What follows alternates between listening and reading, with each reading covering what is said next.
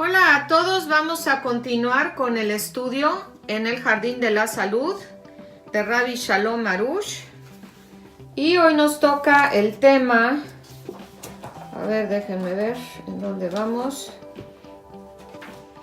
Nos toca el tema medida por medida. Sí, exactamente. Bueno, para poder descifrar los mensajes del Creador y entender cuál fue la falta que nos ocasionó tales o cuales sufrimientos, tenemos que saber que el Creador dirige el mundo medida por medida. Vale decir que los sufrimientos están orientados de manera tal que podamos saber cuál fue la transgresión que hemos cometido. Por ejemplo, si una persona comete una transgresión que tiene que ver con la mano izquierda, por ejemplo, descuidando el precepto de tefilín, entonces es probable que sufra una herida en la mano izquierda. Algunos ejemplos.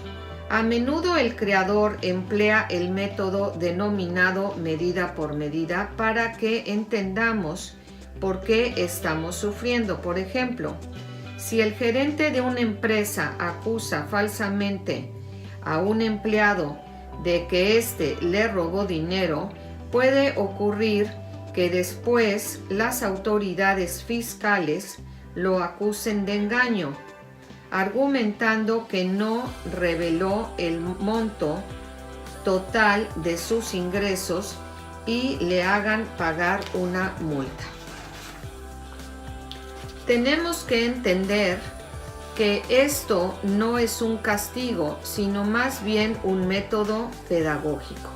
Así como nos comportamos con los demás, así se comporta el Creador con nosotros. Veamos lo que ocurrió con Sansón y Dalila. Sansón se dejó llevar por el deseo de sus ojos y fue por eso que perdió los ojos a manos de los filisteos.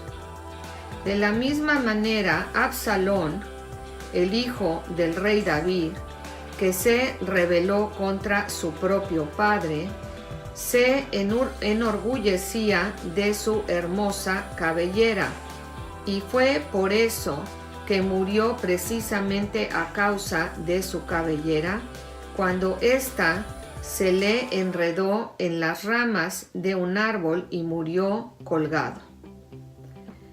Miriam, la hermana de Moisés, se quedó esperando escondida junto al Nilo a ver qué ocurría con su hermanito que estaba en el cesto de mimbre en el agua. Muchos años más tarde, cuando Miriam se enfermó, todo el pueblo de Israel la esperó 7 días hasta que se recuperó. También está escrito que la difteria, por ejemplo, enfermedad mortal que empieza en el intestino y va subiendo hasta formar un tumor que bloquea la garganta, es causada por las calumnias. ¿Y por qué comienza en el intestino y va subiendo y termina en la boca?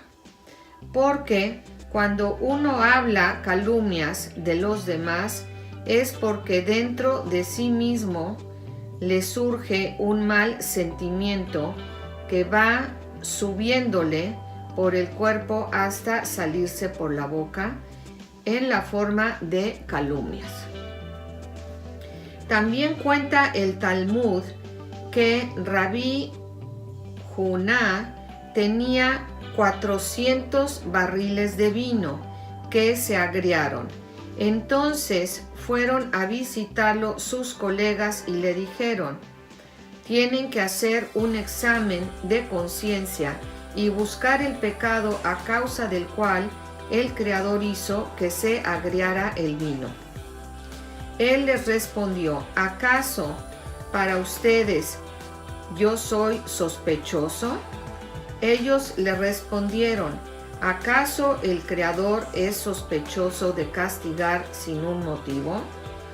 Él les dijo: aquel que haya oído decir que cometí alguna transgresión, que me lo diga. Ellos le dijeron: oímos decir que tú no le das a tu siervo la parte que le corresponde de las ramas de la vid. Les dijo: pero él me roba. Por lo menos las ramas de la vid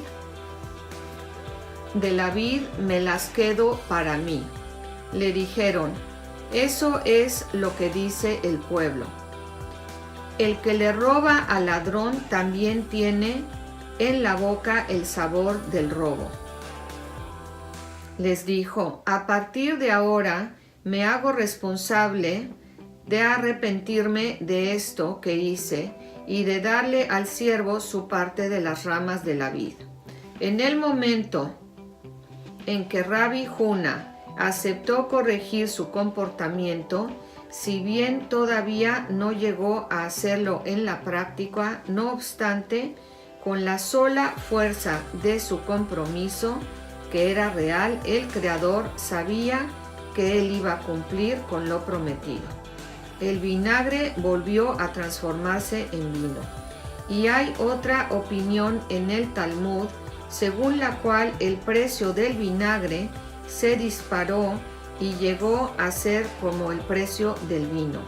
Y por lo tanto Rabbi Juna no sufrió ninguna pérdida. Vemos entonces que el castigo que recibió Rabbi Juna era para rectificar el pecado que había cometido, y basándose en el castigo, uno puede saber cuál es la transgresión que cometió. Dado que el pecado tenía que ver con la vid, Rabbi Juna fue castigado con el vino, que se fabrica con el fruto de la vid. Bueno, les voy a hablar de dolor de hombro. Cierta vez, Rabbi Haim Vital, de bendita memoria, le contó a su maestro, el Arizal, que sufría de un tremendo dolor en el hombro. El Arizal le preguntó si se cuidaba de recitar la bendición que se dice después de las comidas, inmediatamente después de realizar el así llamado Ma'im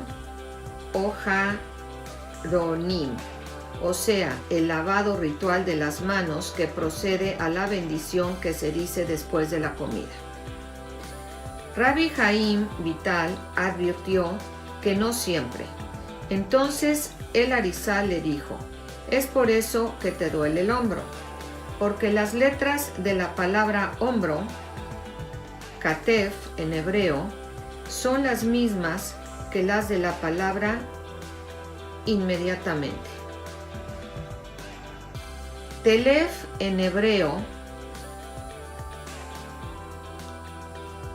entonces dice, la letra N de la T en hebreo, la K y la J son intercambiables. Bueno, así concluyó eso. Se los voy a volver a leer. Es por eso que te duele el hombro, porque las letras de la palabra hombro, que son la K y la Tef en hebreo, son las mismas que las de la palabra inmediatamente.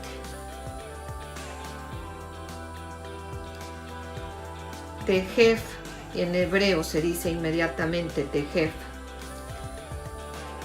N de la T en hebreo, la K y la J son intercambiables. Bueno, no lo entendí muy bien, pero así es como está escrito.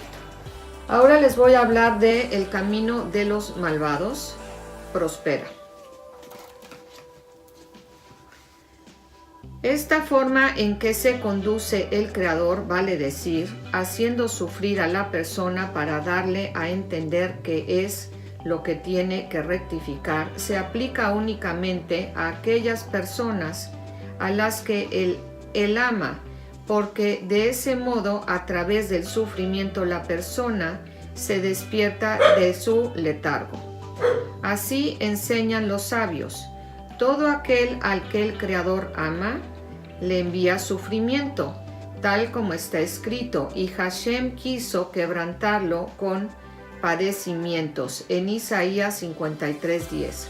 Por el contrario, a aquel que ya está completamente sumido en maldad, el Creador ya ni siquiera hace el intento de despertarlo, enviándole sufrimientos porque sabe que no van a servir de nada.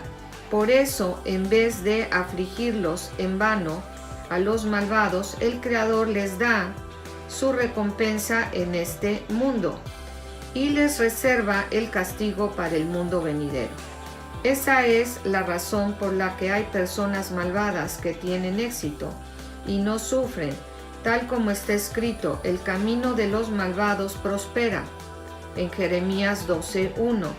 Pero en el mundo venidero van a ser castigados por toda la maldad y no van a poder gozar de todo lo bueno que les aguarda a los justos para toda su eternidad. Bueno, yo creo que lo voy a dejar aquí.